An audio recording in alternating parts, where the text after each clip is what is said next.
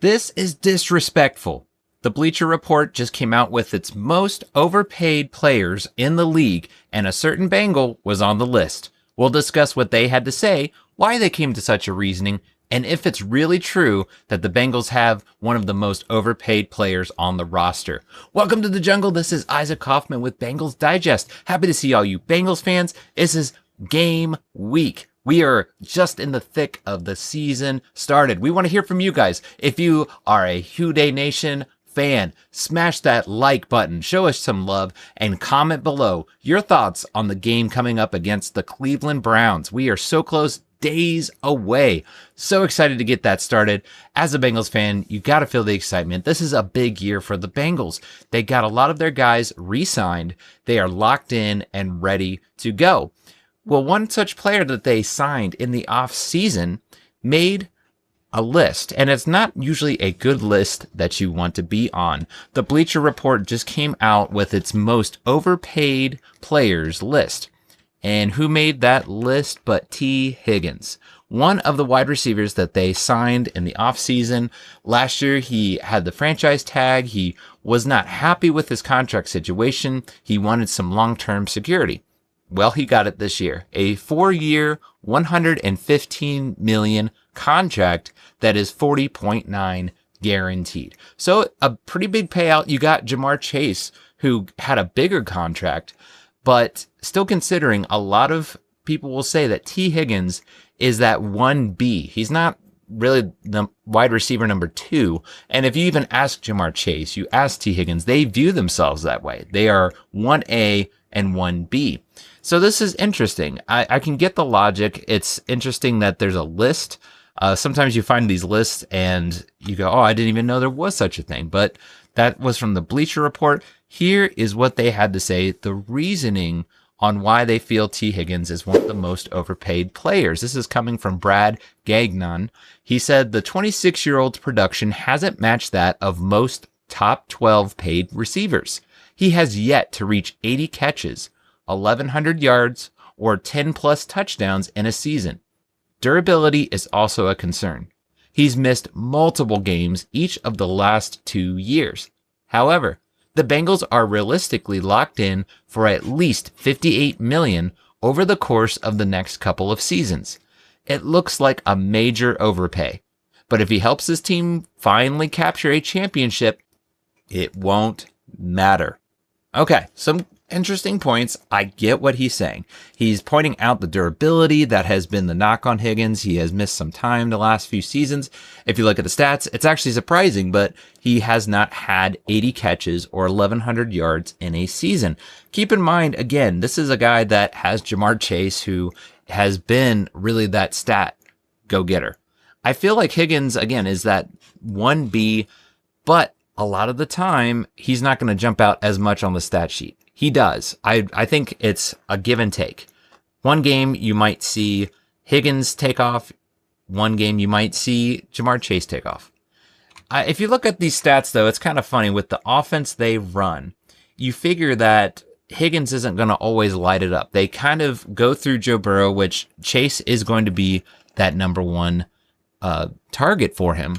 But it's interesting. He was talking about that he hasn't had 1,100 in a season. Okay, he came close. He had 1,091 in 2021. He had 1,029 in 2022. He's putting those, like, that's the max. And I get it. That's some truth to that. If you want to look at as a number one receiver, you would think that those stats would be a lot more. Another thing he mentioned was the durability. Yes, he only played in 12 games the last couple seasons. And here's actually the stats from last year, if you want to take a look at it. So last year, he played in 12 games. He had 109 targets, 73 receptions. Again, going back to, he has not had 80 receptions, but he still had 10 touchdowns. I think if you get close to that 10, that is a respectable amount. He had 911 yards, still at a 12.5 yards per reception. I just feel like the thing that is not jumping off here is he's being said as he's a durability issue. Okay, he's had those injuries. 12 games is still the bulk of the season. the knock on Higgins, the one thing I do disagree with is it seems like a lot of times you hear, well, he's injury prone. He has these issues where he's always injured. But if you look at it, he still played the majority of the season, and he was very effective. They have gone with the record the Bengals have had. They are 5-8 without T. Higgins going back the past couple seasons. And, they still win games. It's not that Higgins is the end all be all. They're going to lose all their games if Higgins is not on the field. But the thing I think ones are missing is, yes, you have Jamar Chase, but what do defenses do with Jamar Chase? They double team him, triple team him at times. It's crazy to me. I never thought it would be possible, but yes, if you watch some of these games, Chase is triple teamed in some capacity. It is crazy.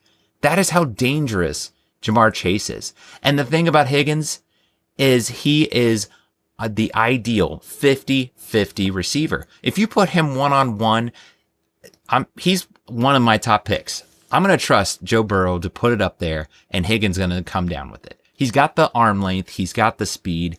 He's just got that ability to high point the ball.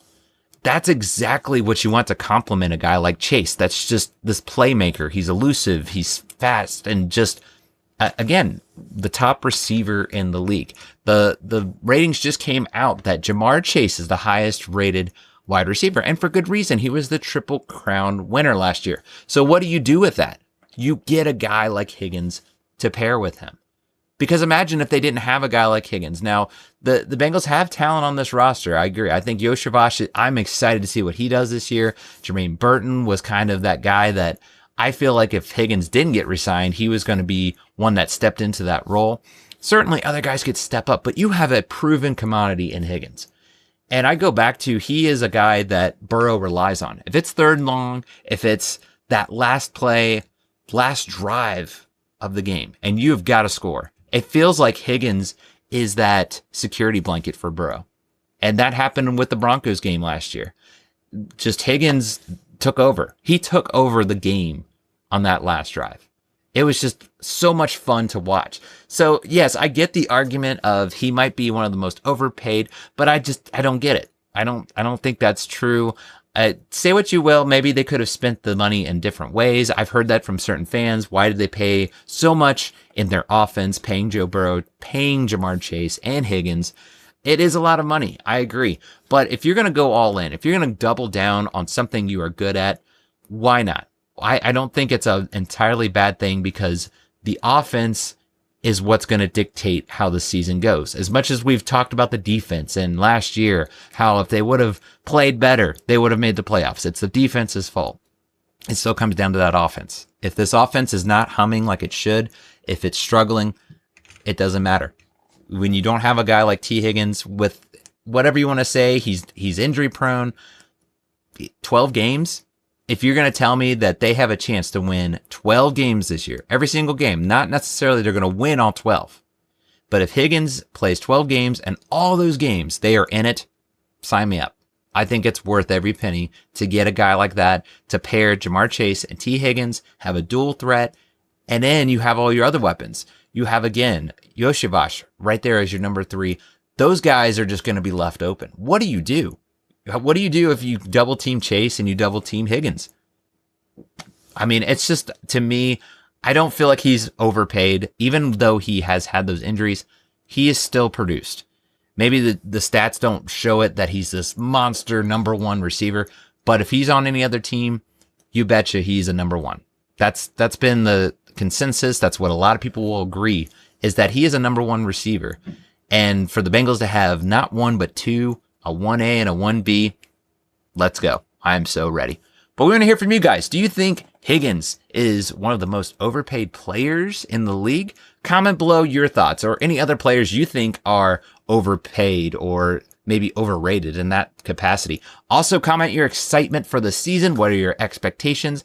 Anything else? Maybe a player you want to keep an eye on? We want to hear from you guys. And again, smash that subscribe if you've not already. We are on our way to 3,000 subscribers. With your help, I know we can make it happen. So that's going to do it for now, guys. As we say, Houday.